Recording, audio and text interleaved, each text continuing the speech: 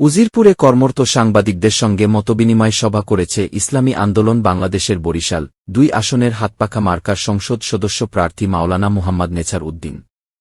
ডিসেম্বরের প্রথম দিন সোমবার দুপুরে অনুষ্ঠিত এই সভায় তিনি বলেন, আসন্ন ত্রয়োদশ জাতীয় সংসদ নির্বাচনকে সামনে রেখে বস্তুনিষ্ঠ ও দায়িত্বশীল সংবাদ পরিবেশন গণতন্ত্রকে শক্তিশালী করতে গুরুত্বপূর্ণ ভূমিকা রাখবে। সভায় জেলা ও উপজেলা ইসলামী আন্দোলনের নেতৃবৃন্দসহ প্রেসক্লাব ও সাংবাদিক ইউনিয়নের প্রতিনিধিরা সহ স্থানীয় সাংবাদিকরা উপস্থিত ছিলেন। মাওলানা নেছার উদ্দিন আশা প্রকাশ করেন, গণমাধ্যম ও রাজনৈতিক শক্তির সমন্বিত উদ্যোগেই আগামী নির্বাচন হবে শান্তিপূর্ণ ও গ্রহণযোগ্য। নির্বাচন একটি বড় বিষয়, অনেক বড় কর্মযোগ্য বিষয়। নির্বাচনের সফলতার জন্য সর্বস্তরের সবার সহযোগিতা প্রয়োজন। এর মধ্যে আমি যেটা মনে করি এবং ব্যক্তিগতভাবে বিশ্বাস করি, গণমাধ্যমে যারা কাজ করেন তাদের সাপোর্ট, তাদের সমর্থনটা অনেক অনেক বেশি জরুরি। কারণ আপনাদের মাধ্যমেই আমাদের টোটাল অ্যাক্টিভিটিসটা ফুটে উঠবে। আপনাদের মাধ্যমেই আমাদের যে আবেদন, জনগণের কাছে আমাদের যে নিবেদন, সেগুলো পৌঁছাবে এবং আপনাদের সর্বাত্মক সহযোগিতা থাকলে নির্বাচনী পথ চলাটা আমার জন্য অনেক অনেক বেশি সুন্দর হবে, সহায়ক হবে। আপনারা জাতির বিবেক, সমাজের সকল অসঙ্গতি এবং সমাজের যে ভবিষ্যৎ কর্মপন্থা, এগুলো আপনাদের মাধ্যমেই ফুটে ওঠে। আমরা আপনাদের মাধ্যমেই একদম যে বিষয়গুলো আমাদের জানার বাইরে থাকে সেগুলো আমরা জানতে পারি এবং আপনাদের সহযোগিতার মাধ্যমেই আমরাও বিভিন্ন ক্ষেত্রে আমাদের অবদান রাখতে পারি।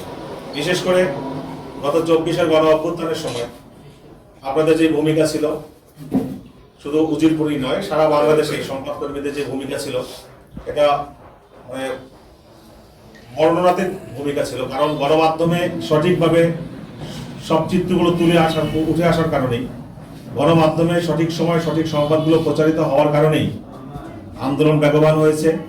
সাধারণ মানুষের মধ্যে তৎকালীন স্বৈর শাসকের বিরুদ্ধে যে মানুষের একটা ক্ষোভ, সেটা ফুটে উঠেছে এবং মানুষ বাস্তবতা অনুধাবন করতে পেরে মানুষ রাস্তায় নেমে এসেছে এবং আপনাদের আমাদের সবার সম্মিলিত প্রচেষ্টার মাধ্যমে দীর্ঘ প্রায় ১৭ বছরের একটা জঞ্জাল আমাদের মাথার উপর থেকে দূর হয়েছে।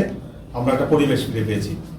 আমি বিশ্বাস করি আগামী নির্বাচনকে সামনে রেখেও আপনাদের সবার আন্তরিক ভূমিকায় একটি গ্রহণযোগ্য সুষ্ঠু নির্বাচন এদেশে অনুষ্ঠিত হবে এবং নির্বাচনের জন্য উপযোগী পরিবেশ তৈরির ক্ষেত্রে আপনারা আপনাদের জায়গা থেকে সর্বোচ্চ দায়িত্বশীল ভূমিকা পালন করবেন ইনশাআল্লাহ।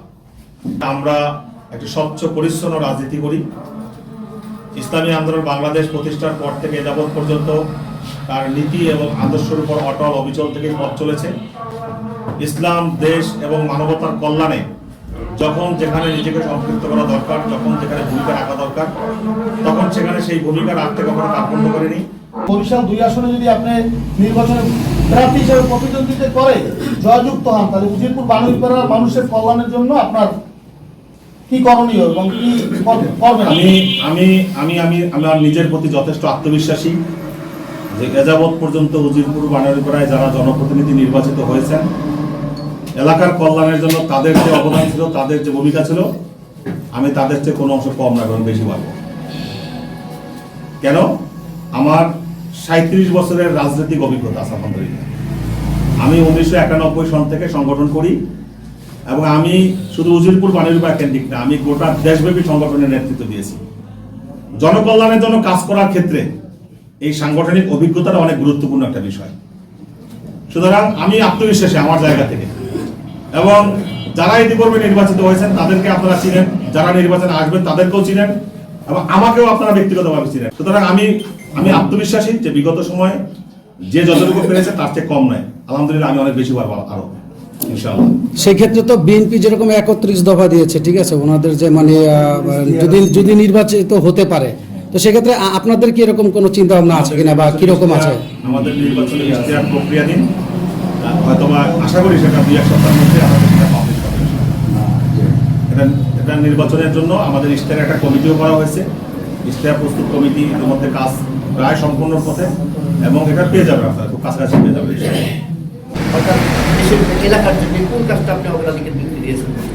আমাদের উজিরপুর এবং বাণিজ্যপাড়া নানান দিক থেকে অবহেলিত, নানা কারণে এটা অবহেলিত।